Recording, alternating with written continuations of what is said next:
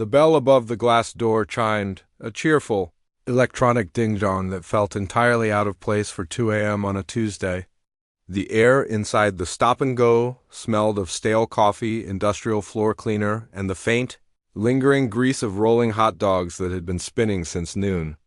It was a sensory assault, but to me it was just a pause, a necessary pit stop on the long, dark stretch of Highway 9 heading toward the cabin. I walked to the counter, my boots heavy on the linoleum.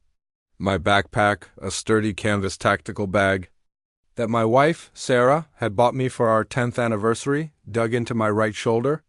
It felt heavier than usual, denser. Sarah had packed it herself, insisting that I shouldn't lift a finger. "It's your retreat, David," she had said, her voice soft, almost musical, as she zipped it up in the kitchen just 3 hours ago. "I want you to just relax. Don't worry about the gear. I've put in a surprise for you two, but don't open it until you get to the cabin." I had promised her I wouldn't, but my wallet was buried somewhere in the side pocket, and the gas pump outside was demanding a zip code. I couldn't remember in my exhaustion. Behind the counter stood a man who looked like he had been part of the building's original foundation. His NAMA tag, crooked and yellowing, read Earl. He was reading a magazine, his eyes narrowed behind thick bifocals, chewing on a toothpick that bobbed rhythmically. He didn't look up when I approached. "Pump 4 is acting up," I said, my voice sounding raspy. "I need to prepay inside."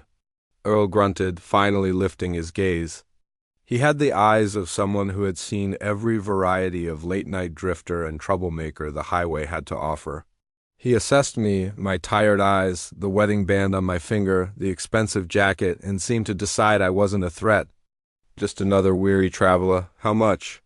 Earl asked, his hand hovering over the register. "Fill it up. Let's do 60. I swung the backpack off my shoulder. It hit the counter with a heavy thud that sounded more metallic than fabric. Earl flinched. The sound was wrong. It wasn't the sound of clothes and toiletries, it was a hard, dead impact. He stopped chewing the toothpick. "Heavy packer," Earl muttered, watching the bag. "Wife's doing," I chuckled, though there was no humor in it. My marriage had been a minefield for the last 6 months, and this trip was supposed to be the ceasefire. She packed everything but the kitchen sink, I think. I reached for the main zipper. The rule was, don't open it until the cabin, but I knew Sarah usually tucked my wallet in the inner mesh pouch when she organized things. I tugged the zipper tab. It was stiff, resistant, as if the track was caught on something.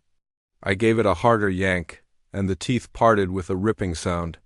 The fluorescent lights above us flickered.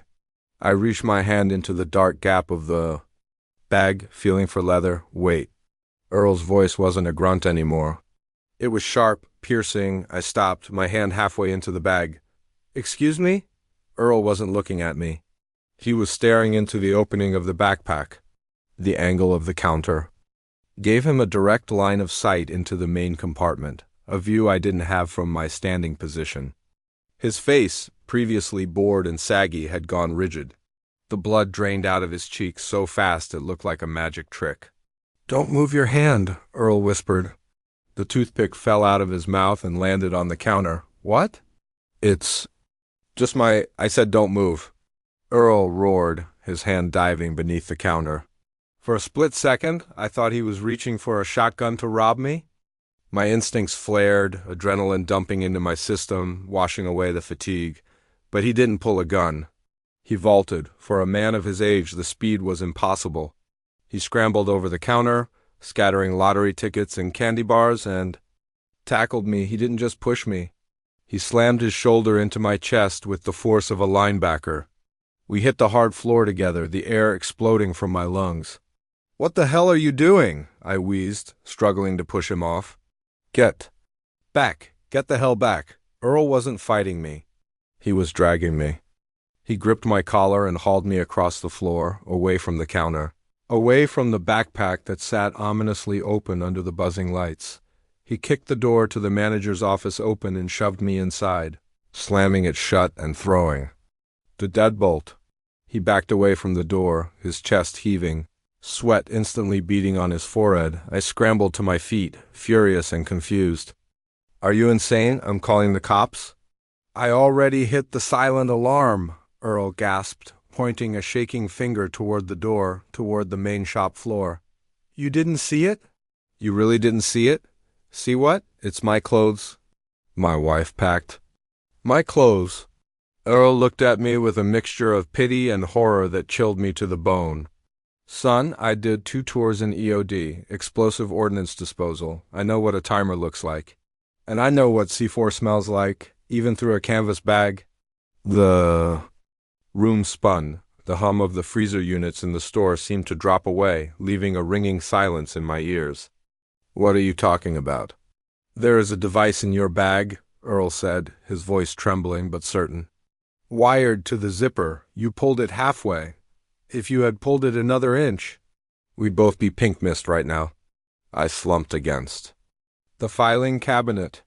The absurdity of it warred with the terror in Earl's eyes. Sarah, my Sarah, the woman who had cried this morning because I forgot to buy milk. The woman who had kissed me goodbye and told me she loved me. That's impossible, I whispered.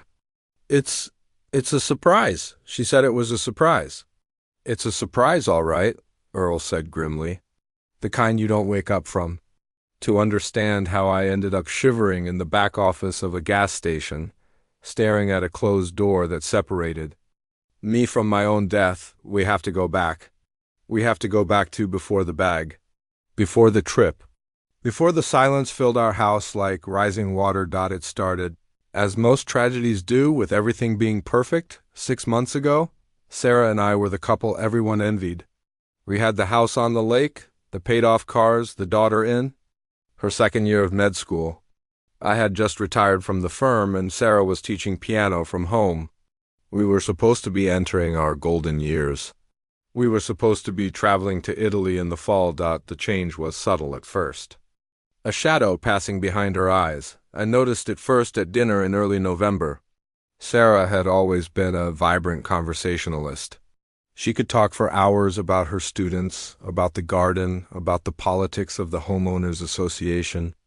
But that night she was quiet. Not peaceful, quiet, vacant quiet. How was the lesson with little Timmy? I asked, cutting into a steak. Fine, she said. She didn't look up. She was pushing a pea around her plate with the tines of her fork, dissecting it. Just fine. Usually he does something funny. He's quitting, she said flatly. His mother says they can't afford it. Oh, I'm sorry, honey. It doesn't matter. She finally looked up, and for a second I felt a shiver run down my spine. Her eyes were dark, dilated, as if she were looking through me, not at me. Nothing really matters, does it, David? We just go through the motions. Eat, sleep, pay bills, die. I laughed, thinking it was a dark joke. Wow, someone's feeling philosophical. Tonight, did you read something depressing? She didn't laugh. She just stared. I'm just tired, David. I'm so tired of pretending what? That everything is okay. That was the first crack in the foundation. Over the next few weeks, the cracks widened into fissures. She started disappearing, not for days, but for hours. I'd come home from the golf course and the house would be empty. Her car would be in the driveway, her phone on the counter. But she would be gone when she would return. Walking out of the woods that bordered our property, she would have mud on her shoes and that same distant look. Where were you? I'd ask, trying to keep the panic out of my voice. Just walking, she'd say. I needed air. For 3 hours? Sarah, it's freezing out there. I didn't notice. Then came the phone calls. Late at night, the landline would ring. Who even calls a landline anymore? I would pick it up, and there would be silence on the other end, just breathing. Soft, rhythmic breathing. Hello? I'd say, who is this? Click. When I asked Sarah about it, she waved it off. Probably telemarketers or kids pranking. But I saw the way her hands shook when the phone rang. I saw the way she stood by the receiver in the kitchen, staring at it like it was a venomous snake, waiting for it to strike. I suggested therapy. She refused. I suggested a vacation. She refused, then, 3 weeks ago.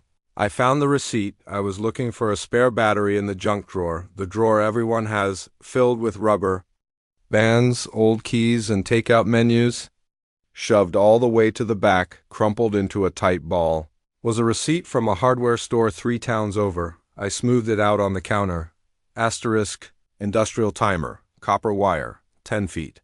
Ammonium nitrate fertilizer, bulk, asterisk, camping stove fuel, asterisk. My heart did a strange flutter. I was the handyman in the house. I fixed the deck, I rewired the lamps. I hadn't bought any of this, and Sarah? Sarah didn't know a Phillips head from a flathead. Why was she buying electrical components and fertilizer? I confronted her that night. I didn't want to be the suspicious husband, but the list looked like a shopping list for something dangerous. Sarah, I held up the receipt. What is this?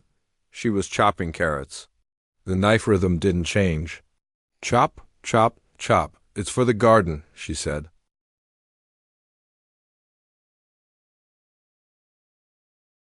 Copper wires for the garden? A timer?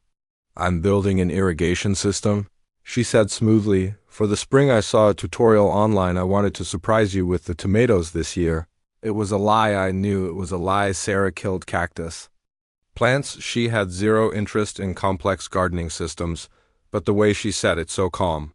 So rehearse made me doubt myself. Maybe I was the one going crazy. Maybe retirement had left me with too much time to think, constructing conspiracies out of boredom. Okay, I said slowly. Do you need help with it? No, she said. The knife came down hard, severing the top of a carrot. I want to do this on my own. I need a project. I need to feel useful. I let it go. God help me.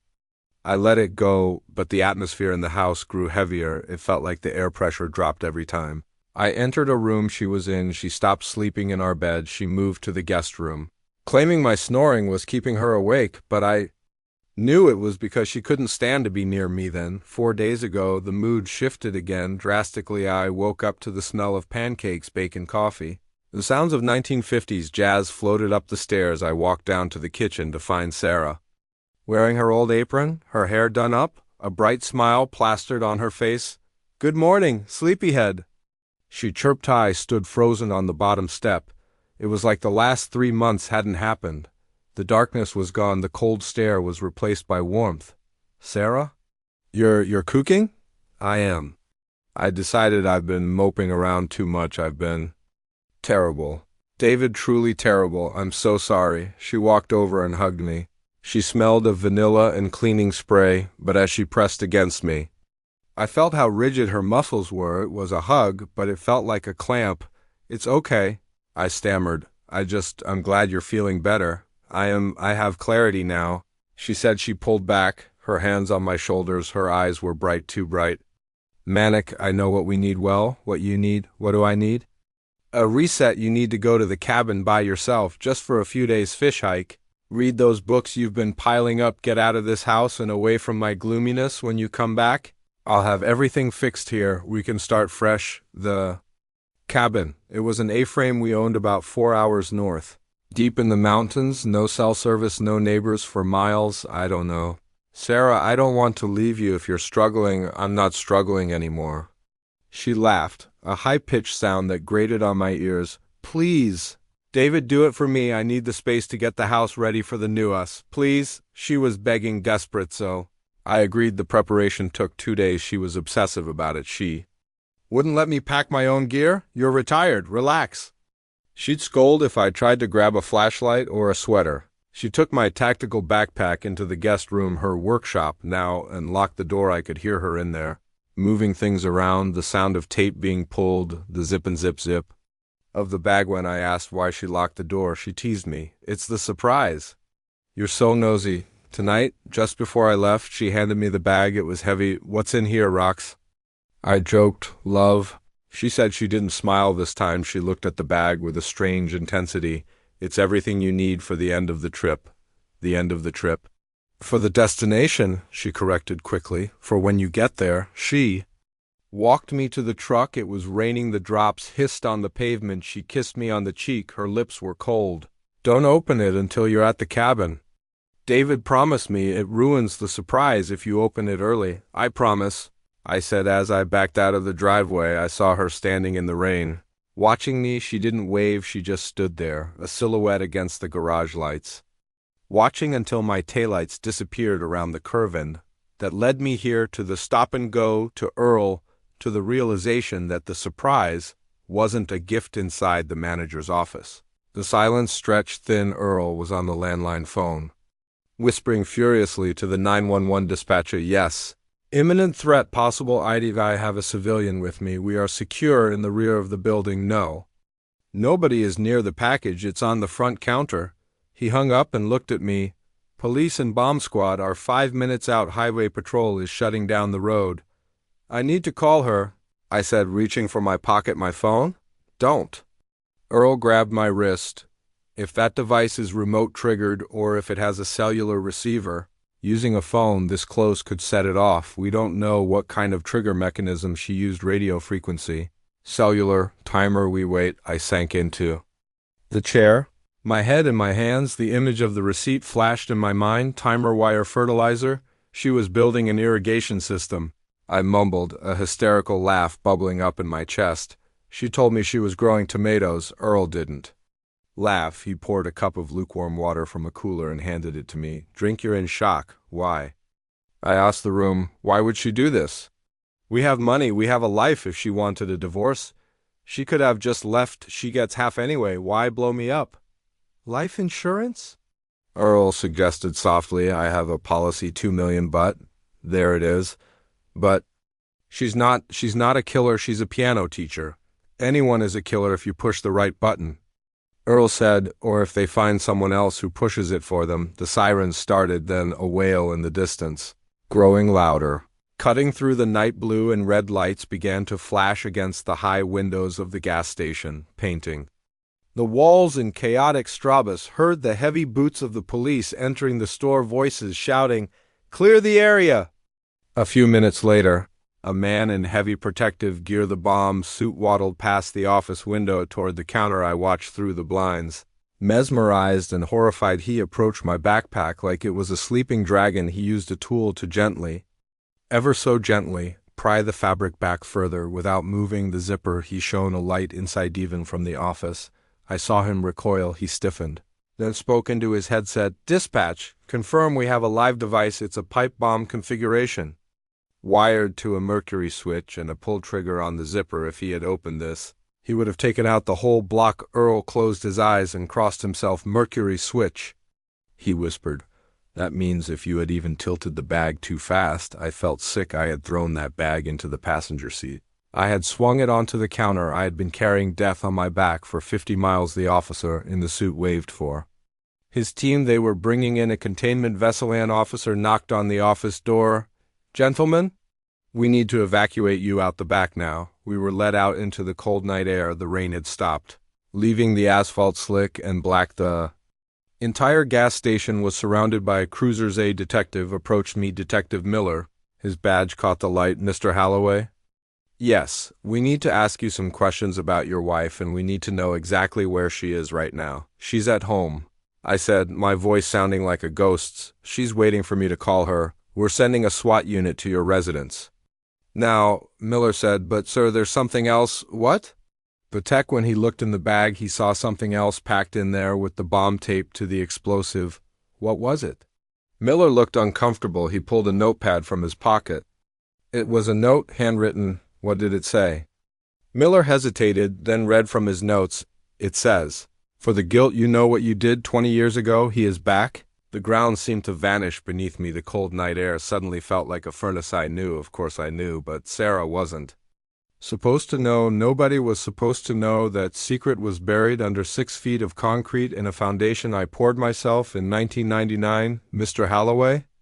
The detective stepped closer, suspicious now. Does that mean something to you? I looked at the detective, then at the gas station where the bomb squad was carefully carrying out the remnants of my life. No, I lied. I have no idea what she's talking about, but as I stood there, the realization hit me harder than the shock of the bomb. Sarah didn't just want to kill me for the insurance. She wanted to kill me for revenge, and if she knew about him, then the bomb was just the beginning. We need to get to my house, I said, my voice hardening. The fear was gone, replaced by a cold, sharp instinct for survival. If she knows about that, she's not just sitting there, she's running. Sir, we have units en route. You don't understand. I shouted, grabbing the detective's arm. If she leaves, she takes the evidence with her. You have to stop her. Here's the continuation and conclusion of the script. Following the Evermum Studios' strict pacing and formatting guidelines, the backseat of a police cruiser is a cage designed to strip away your dignity, but as we tore down the highway at 90 miles an hour, I didn't care about dignity. I cared about the silence in my head. The kind of silence that screams. Detective Miller sat in the front passenger seat, barking coordinates into the radio. Suspect is Sarah Holloway, female, 52, considered armed and dangerous. Potential expertise with explosives. Do not approach without backup. I stared out the window at the blurring trees. The rain had restarted, streaking the glass like tears. The note burned in my memory. I closed my eyes and the image of Marcus flashed behind my eyelids. Marcus, the man who had threatened to take Sarah away from me back in '99. He was a drifter, a charming con artist who had seduced her during a brief separation we had when we reconciled. He didn't take it well. He started showing up at job sites. He started making threats.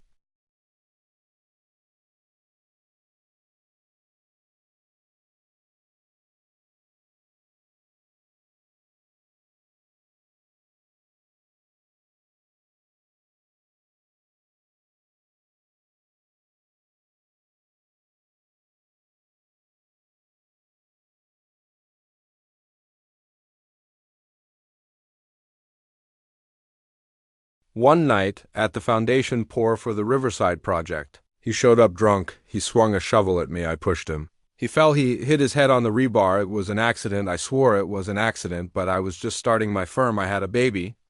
On the way, I couldn't go to jail for manslaughter, so I poured the concrete. I buried the problem, and I told Sarah he had skipped town for 20 years. She believed me. We're 2 minutes out. The driver shouted, snapping me back to the present. Mr. Holloway. Miller turned to look at me through the partition. If she's there, you stay in the car, understood? She won't be there, I said, my voice hollow. She's meticulous. If she left a bomb, she expected me to be dead by now. She's probably halfway to the border. We screeched into my driveway. It was a scene from a movie. 4 other squad cars were already there. Forming a perimeter, officers with assault rifles were crouched behind their doors. The house, our beautiful Victorian renovation, stood dark and silent against the night sky. The front door was wide open. Door is ajar. An officer shouted. My stomach. Drop. Sarah never left the door open. Stack up. Go, go, go. I watched helplessly as the SWAT team moved up the porch steps. They flowed like water. Efficient and deadly flashlights cut through the dark hallway. Minutes ticked by like hours. The radio crackled. Ground floor clear. Moving to the 2nd level. I waited for the gunfire. I waited for the explosion. But there was nothing, just the wind in the trees and the static of the police radio. House is clear.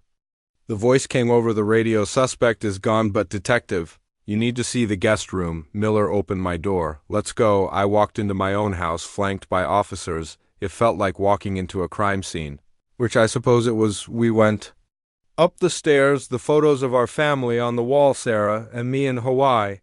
Our daughter's graduation seemed to mock me, just happy masks hiding the rot underneath. We entered the guest room, her workshop. I stopped in the doorway, my breath catching in my throat. The walls were covered not with wallpaper, but with photos, hundreds of them. Photos of me leaving work, photos of me at the coffee shop, photos of me at the construction site of the Riverside project. Strings of red yarn connected dates and times. It looked like the lair of a serial killer, but the target was her own husband. In the center of the room, on her sewing table, sat a laptop. It was open. A sticky note on the screen read, "Play me, don't touch it," Miller ordered. Tex.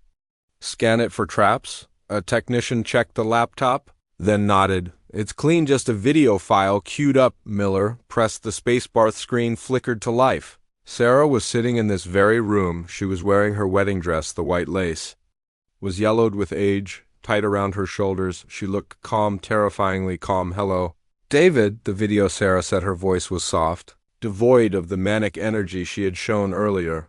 "If you're watching this, the timer on the bag failed, or maybe you got cowardly and checked it early. It doesn't matter, the end result is the same." She leaned into the camera. "You thought I didn't know for 20 years. You thought you got away with it, but you see, the concrete Cracks, David, everything eventually cracks. She held up a piece of metal. It was a watch, a distinctive gold Rolex with a cracked face. My knees gave out. I had to grab the doorframe to stay upright. That was Marcus's watch. It had fallen into the wet cement with him. They did foundation repairs on the Riverside building last month, Sarah whispered. On the screen, one of the workers found this embedded in the old slab. He brought it to me, thinking it was yours, thinking he was doing a favor. She smiled, a broken, jagged thing. I recognized it, and then I received the letter from his son. The son? You didn't know he's been watching us. David, he told me everything. Where is she? Miller demanded, looking at the video on screen. Sarah stood up. She picked up a gas can. I can't live with a monster, she said, and I can't live with myself for loving one. I'm going to the place where it started, to the cabin. David, not the one. You were driving to the old hunting shack where we had our first date, where we fell in love. I'm going to burn the memory of us. The video cut to black, the hunting shack. I whispered, it's 20 miles east, deep woods, abandoned. Miller grabbed his radio dispatch.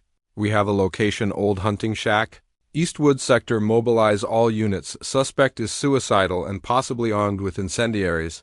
He turned to me. You're coming. You're the only one who knows the layout. The drive to the hunting shack was a blur of motion sickness and dread.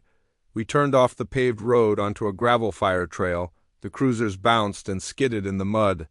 Why pack the bomb? I asked Miller, the words tumbling out of me. If she was going to kill herself, why try to blow me up first? Punishment, Miller said grimly. She wanted you to suffer. Or maybe she wanted you dead so you couldn't stop her from destroying whatever evidence she has.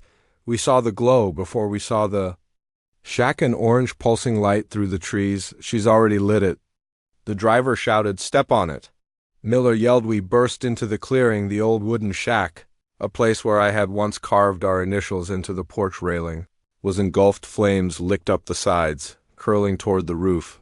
The heat was intense, pushing back the night chill, and there, standing in front of the inferno, was Sarah. She was still wearing the wedding dress. It was stained with mud and soot. She stood with her arms wide open, facing the fire like a worshiper before an altar. Sarah. I screamed. I threw the car door open before the cruiser came to a full stop. Hold him back. Miller shouted. Two officers grabbed me, restraining me behind the hood of the car. Let me go. That's my wife. Sarah turned. The firelight danced in her eyes, making them look like burning coals. She saw me. She didn't look surprised. She looked disappointed. You're still here, she shouted over the roar of the fire. Her voice was thin and brittle. Sarah, step away from the fire. Miller had his gun drawn, but pointed low. We can help you. Help? Sarah laughed. She reached into the folds of her dress and pulled out a gun. My gun? The .38 Special I kept in the nightstand? Drop the weapon. Every officer screamed in unison. The clearing filled with the sound of safeties clicking off. No! I roared, fighting against the officers holding me. Don't shoot her. Sarah, please, put it down. It was an accident.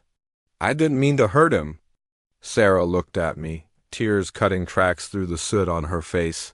It wasn't an accident that you lied to me every day for 7,000 days. David, it wasn't an accident that you slept next to me while he rotted in the concrete she raised.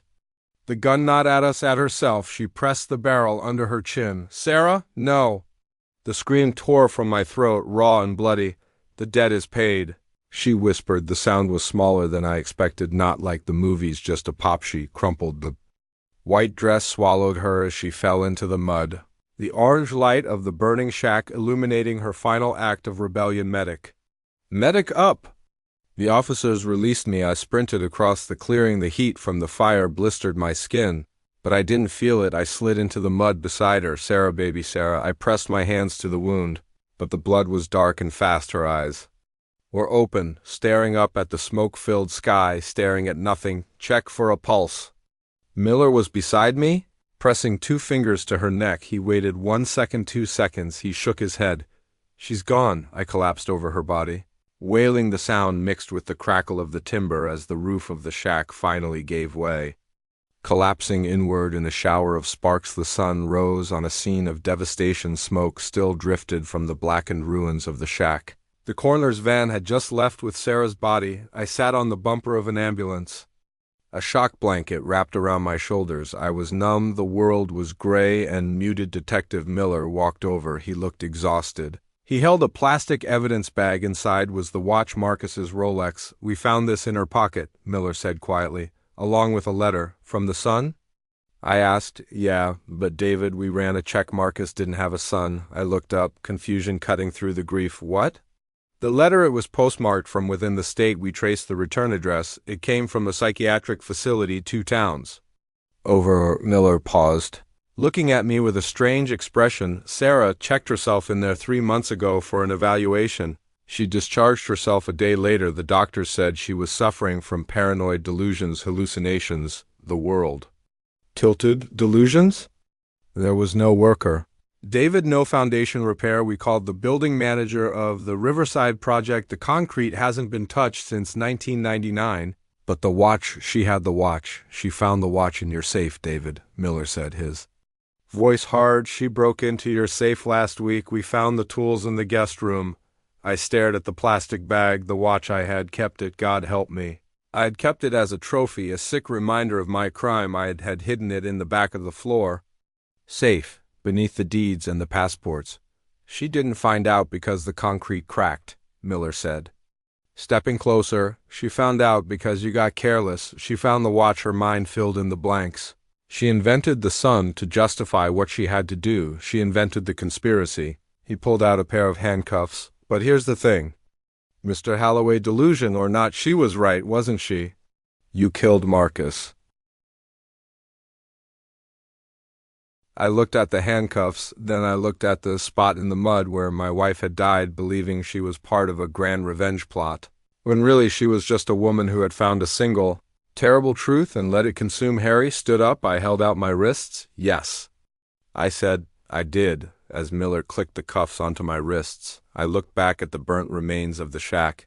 Sarah had packed my bag to kill me, but in the end, I was the one who had loaded the weapon 20 years ago. The cashier had saved my life at the gas station, but standing there in the cold morning light, listening to the metallic click of my freedom ending, I realized he hadn't saved me at all. He had just delayed the judgment. I was alive, but as they guided me into the back of the squad car, I knew my life had ended the moment that zipper got stuck.